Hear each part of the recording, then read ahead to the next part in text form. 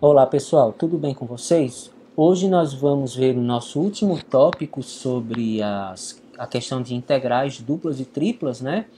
Em que nós vamos falar em mudança de variáveis, né? Lá no cálculo 1, né? Vocês aprenderam, né? E depois treinaram mais no cálculo 2, de que mudanças de variáveis podem ajudar bastante na resolução de integrais. Então, quando você pega e adota uma substituição por uma x por uma função de u, né? Aí você tem que d de x é g' de u du, né? E aí você consegue reescrever a integral em u com o mesmo resultado que a integral em x. Lembrando que quando você faz essa conversão, mudança de variáveis, os limites também devem ser calculados através de uma mudança de variáveis, certo? Então, para integrais múltiplas também existem mudanças de variáveis, é o que a gente vai estudar hoje, que são úteis à resolução de problemas. Uma delas, que a gente já fez bastante, né, é a resolução de integrais duplas por coordenadas polares. Quando a gente adota x igual a r cosseno de θ e y igual a r seno de θ, né, nós trocamos, no caso, a integral de f de x, y, dA vira a integral de f de r cosseno de θ e r seno de θ, r dr dθ. Que a gente já fez bastante problemas usando essa metodologia, certo? E, genericamente, né, nós podemos fazer uma mudança de variável através de uma transformação t do plano uv no plano xy, né? Então, a transformação de u e v dá em x e y, que foi o que a gente fez lá. A gente chamou x, r cosseno de θ, y igual a r seno de θ, e aí você tem a transformação de r cosseno de θ e r seno de θ em x e y, né? E aí você tem as funções x e y, são funções de u e v. E essa transformação deve ser de classe C1, de forma que essas funções g e h que nós colocamos aqui tenham derivadas parciais de primeira classe contínuas e domínio e imagem dentro do R2. Então, quando nós fazemos essa leitura, nós temos uma região XY aqui, que pode ser descrita por uma região em U e V. Essa região, veja que não tem exatamente o mesmo formato. Aliás, nós criamos um formato de preferência para que uma região genérica aqui, que a integral está difícil de resolver, se transforme em uma região retangular em U e V, que fica facinho de resolver. Essa é digamos assim, a situação ideal. E como você fala em transformação, né, você tem que, essa transformação que você cria, ela tem que ser do tipo objetora, ou seja, de forma que exista uma inversa. Uma e somente uma inversa, né? Ou seja, você tem uma transformação de u em v que vai dar x e y, e você vai ter uma transformação inversa de x e y que vai resultar em u e v. Então você tem aí, digamos assim, claramente um caminho de ida e de volta na sua mudança de variáveis. Por isso que essa transformação que nós escolhemos, ela sempre tem que ser bijetora, né? E tem que ter inversa, e essa inversa tem que ser única. Agora vamos ver como é que isso afeta a integral dupla. Então, seja o retângulo S no plano UV de dimensões ΔU e ΔV, né? E considere a região aqui em x e y, que é uma região genérica qualquer, né? E a gente vai admitir que essa transformação R, essa região R é a transformação da região S. E através da transformação T, né? A região S se transforma na região R. Então nós vamos ter que, a nossa mudança de variáveis vai envolver essas duas regiões. A ideia é reescrever uma integral nessa região para em x e y, uma integral nessa em u e v. Né? Então nós temos que r de u e v é g de uv e h de uv e j, né? Ou seja, esses pontos dessa região são dados por uma transformação em x e a transformação em y, né?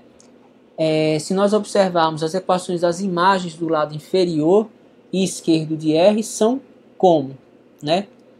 Voltando aqui, né? Então, você tem aqui um ponto x0, y0 e um ponto u0 e v0. Aí, o que você faz? Esse ponto aqui corresponde a esse ponto aqui, em que o u foi mantido constante e o v sofreu uma transformação. Então, você vai ter que essa região, esse ponto aqui é o R de u0 e v. Esse lado aqui, que ele corresponde justamente a esse lado aqui, que foi substituído, em que o u é constante e o v varia. Esse lado aqui é a mesma coisa. O v permaneceu constante e o u foi variando. Então, esse lado ele vai ter uma equação R de u e v0, né? Então, você tem aí, no caso, esse R de u v0 ele vai ser um x e um y de u e v0. E aqui você vai ter um x e um y de u0 e v. As retas tangentes a essas duas equações em x0 e y0 são respectivamente. Bom, se nós considerarmos essas retas bem aqui, ó, se eu traçar uma derivada parcial aqui, né, R de u vai ser a derivada parcial em x mais a derivada parcial em y em relação a u. Por quê? Nessa reta eu estou variando apenas o u. Eu estou mantendo o u constante e variando o v. Perdão, estou mantendo o u variando. Aqui eu estou mantendo o u variando e o v constante. Então vou ter derivadas parciais em relação a u. E aqui desse lado, né, eu vou ter uma reta tangente na direção y em que o u varia, o u não varia, o v varia, né?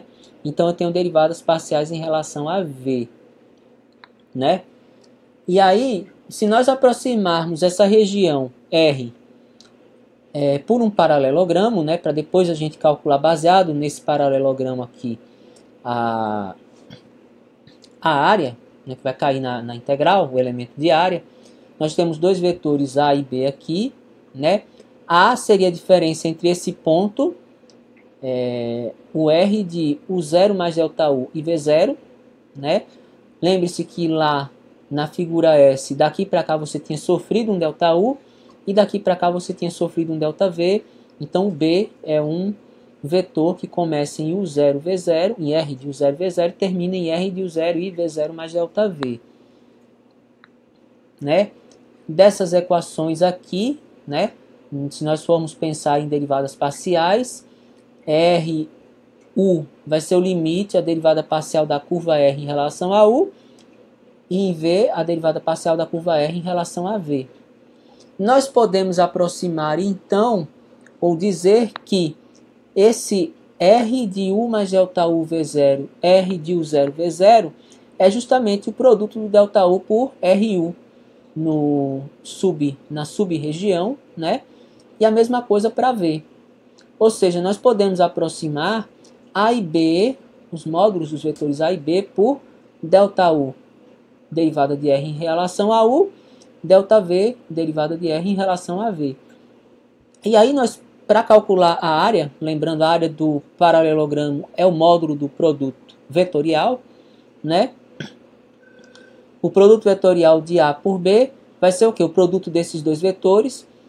Esse ΔU e esse ΔV são escalares, eu posso tirar para fora aqui multiplicando, né? Então eu vou ter um ΔU, ΔV vezes o módulo do produto vetorial. Perdão, vezes o produto vetorial, né? Colocando as equações aqui no produto vetorial, quem vai ser o produto vetorial, né? E JK, as coordenadas do vetor RU, que é a derivada parcial em x e em y, e em z, que é 0, derivada parcial em x, em y e z, que é 0. Resolvendo o determinante, posso dizer que é o k multiplicado por esse cofator, né? Que nós podemos reorganizar, transpondo a matriz não vai haver problemas, né? Só por uma questão de organização, né, nós vamos ter as derivadas de x em relação a u e v e y em relação a u e v nas linhas, e nós vamos definir esse determinante como sendo o jacobiano da transformação em questão, né? E por que a gente vai chamar isso aí de jacobiano, né? Porque isso aí vai interferir diretamente no cálculo da integral. Se nós retomarmos, né, a equação aqui, né, esse é o nosso elemento de área, né? O produto vetorial é o jacobiano, e aqui nós temos em módulo, né? E ΔU, ΔV. Então, nós podemos trocar o elemento de área na soma de Riemann pelo jacobiano em módulo vezes ΔU, ΔV, né? E quando a gente faz a substituição disso na soma de Riemann, você vai ter aqui uma fórmula de transformação de unidades, né? Quando a gente toma o limite lá da soma de Riemann, você vai ter o F reescrito em U e V, o módulo do jacobiano, ΔU, ΔV. Então, você vai resolver, né? Dá uma parada. Então, quando você toma o limite da soma de Riemann, você vai ter aqui a integral em U e V. Tá errado.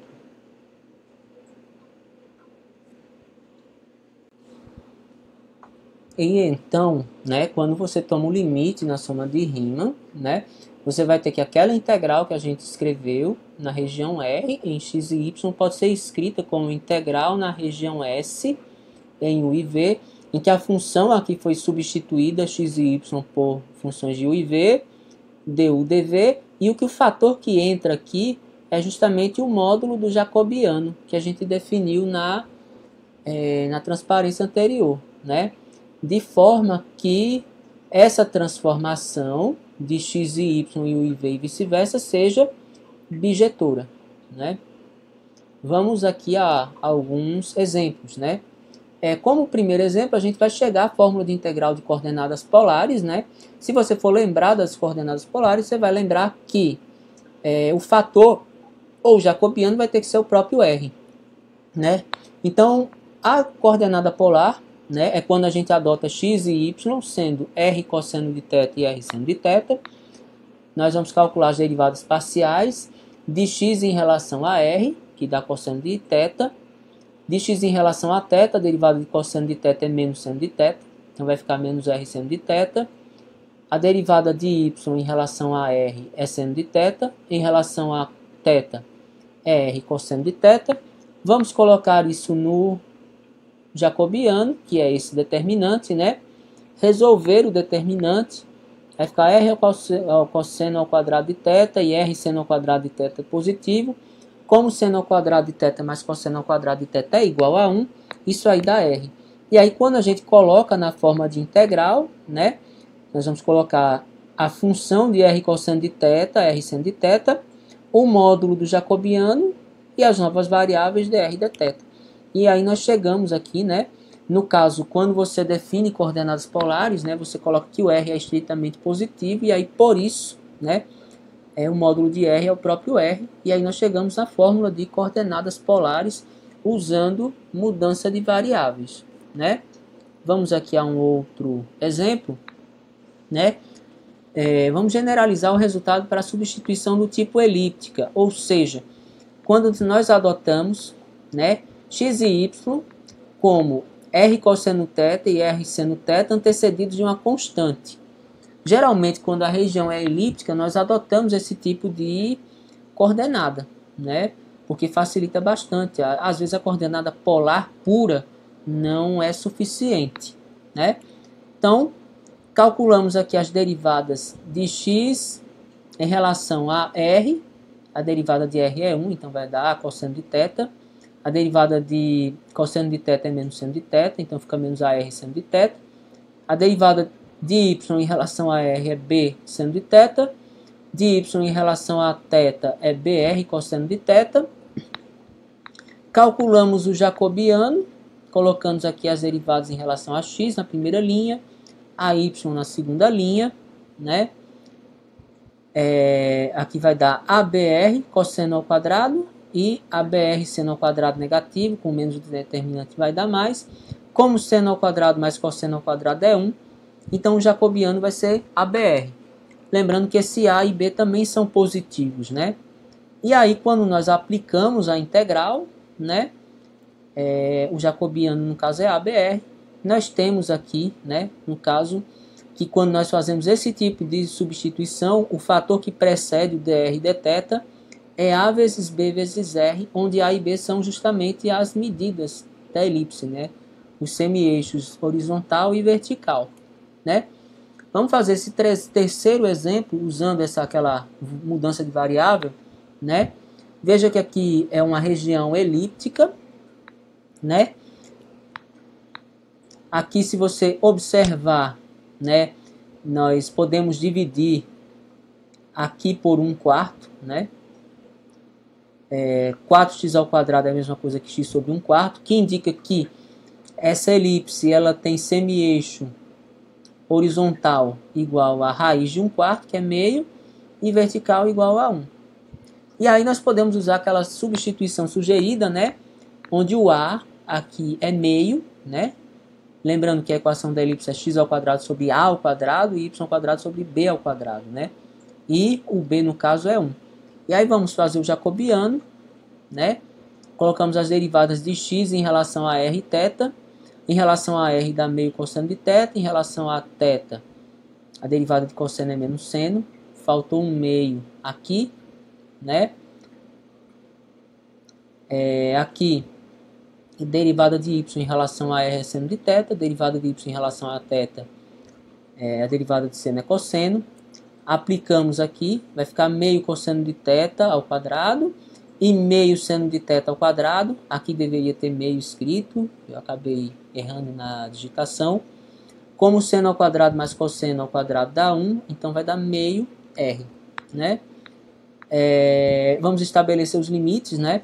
Quando nós adotamos isso daqui, nós sabemos que essa equação aqui é menor do que 1.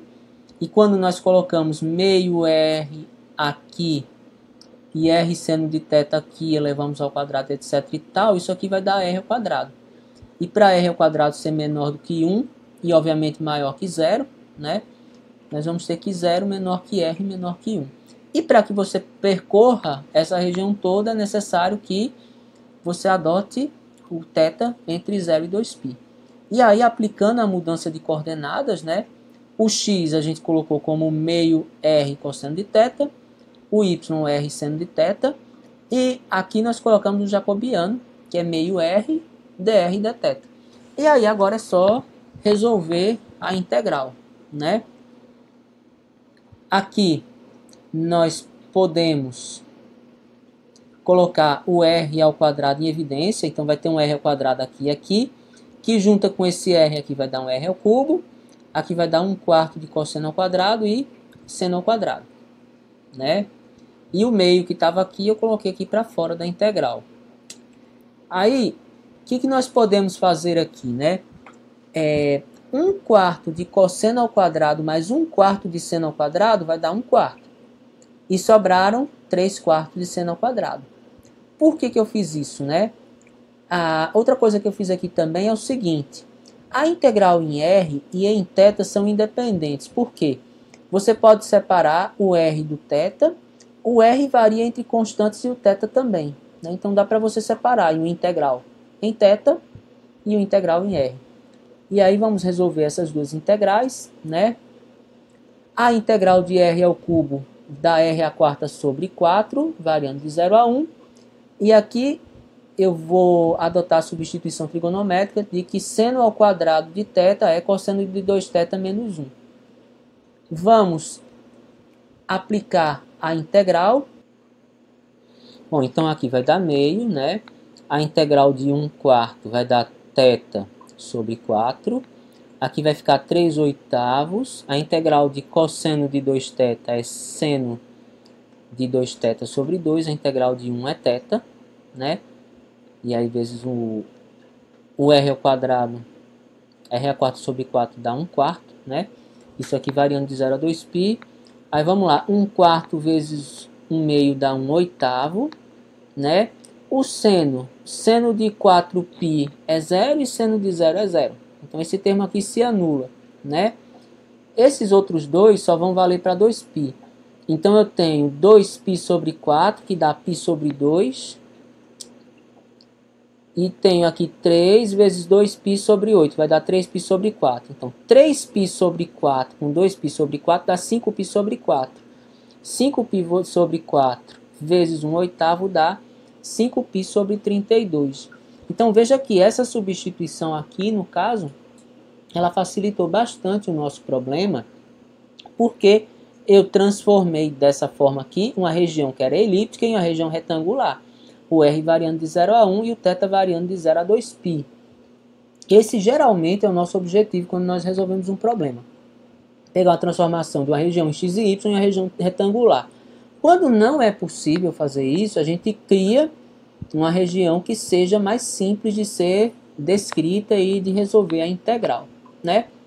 Bom, e aí para encerrar a nossa aula de hoje, né, eu vou colocar aqui como informação, né, que nós podemos fazer mudança de variável em qualquer tipo de integral, né, de primeira, na integral simples, na integral dupla e na integral tripla também. É claro que a nossa demonstração ela remete para a ideia de área, mas se nós fizermos para uma integral tripla, né, nós podemos dizer que o jacobiano vai se comportar da mesma forma, né? Ele vai ter essa questão aqui, dependendo do livro, ele coloca a inversão aqui. Eu coloquei as derivadas de x em relação a u, v e w, y em relação a u, v e w e z em relação a u, v e w. Colocou aqui nas colunas, tem livro que coloca como nas linhas. Tanto faz porque quando nós determinamos, quando nós transpomos uma matriz, o determinante dela fica o mesmo, né? E aí quando a gente calcula esse jacobiano, né, ele vai entrar aqui na integral, então você vai ter uma função f que vai ser substituída, no caso de x, y e v por u, v e w, e aqui no lugar de du, dv, dw vai ter um termo aqui que vai ser justamente o módulo do jacobiano que nós calculamos aqui. Então, de maneira geral, para fazer uma mudança de variáveis, né, inclusive se você esquecer a fórmula de coordenada cilíndrica, de coordenada esférica, que fica até como exercício, você pode, através desse tipo de abordagem, determinar o jacobiano, que são aqueles termos que aparecem aqui multiplicando o du, dv, dw. Tá certo? Muito obrigado pela atenção e até a próxima aula.